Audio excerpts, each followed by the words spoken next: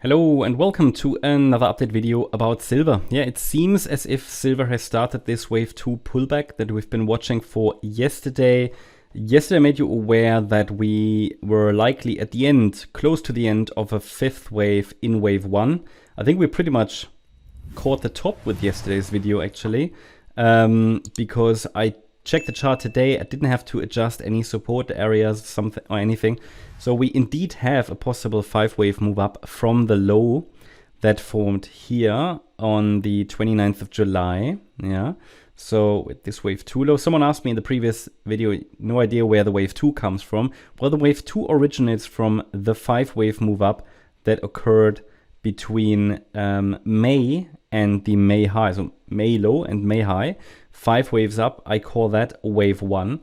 We then have this A, B, C correction. The C wave was a 5-wave move down. I did already watch for a bounce here, but it needed one more low. The trend line break was the first signal, I would say, that the next move up has started in a larger third wave, which I haven't fully labeled, but in a larger third wave. And we need the first 5-wave move up as a first indication that a low has formed. I mean, from an Elliott wave point of view. So we have a trend line, so we have a support zone. Here we're watching for a reversal.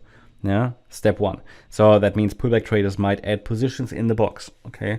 Breakout traders might want to wait for a signal above the trend line. But from an Elliott wave technical analysis point of view, I cannot confirm that a low is formed until we see the first 5 waves up.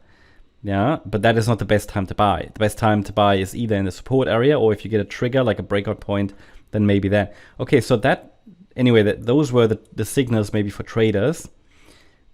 I then gave you this ascending trend line yesterday and explained if it breaks, it could indicate the start of wave 2 to the downside. This safety it's a line that keeps us safe basically. It also supports the uptrend. Now it broke. Okay, so it broke. Yep, was tested again, but couldn't maintain a higher high or couldn't even form a higher high. That's also why I didn't need to adjust the support area again. And the support area is between $28.44 and $27.69, which means that as long as we're now holding $27.69, I'm watching for higher prices because we have an initial 5-wave rally. Below $27.69, the focus will be on the invalidation point, which is the beginning of the wave 1. Any wave 2 has to hold above the wave 1 low, or it's invalidated. Now you might ask, why do we have a support area then? Because most wave 2 support or wave 2 corrections, statistically speaking, should hold above the 78.6 retracement. Doesn't mean we have to test that level, but the wave 2 would ideally touch that support area here somewhere. 4 levels: $28.44, $28.22, $28, $27.69. And we seem to have already a 3-wave move down, which could be an ABC structure, but at the moment I would call that just the A wave. We might then see a B wave bounce and a C wave to the downside. We'll see if it needs that more extended ABC structure, but this is how I see the market right now. Any break above the $29.15 level could indicate that we are on our next way, or on our way to the upside. Yeah. So that would be my preferred scenario, wave 1, wave 2. If you ask me for an alternative, then I think it is possible that wave 1 is still unfolding and that this is simply a wave 4, okay?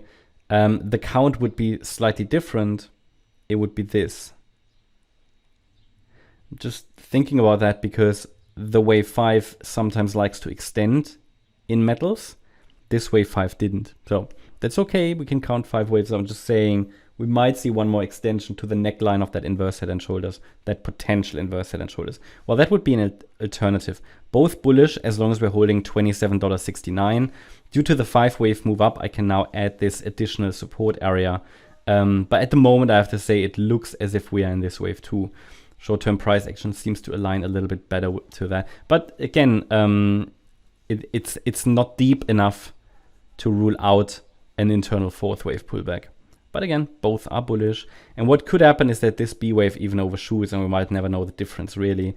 So But these are the key levels. Yesterday we talked about the trend line that keeps us safe. Now it's the fib support area here. Quite a lot of volatility today in the market, quite interesting at the moment. So that's the update about silver. Hope you liked the update. If you did, please hit the like button, leave a comment and subscribe. And if you're interested in daily updates about the S&P 500, as well as regular updates about stocks, feel free to check out our stocks and S&P 500 service. You'll find the link in the description. Thanks a lot for watching. Bye-bye.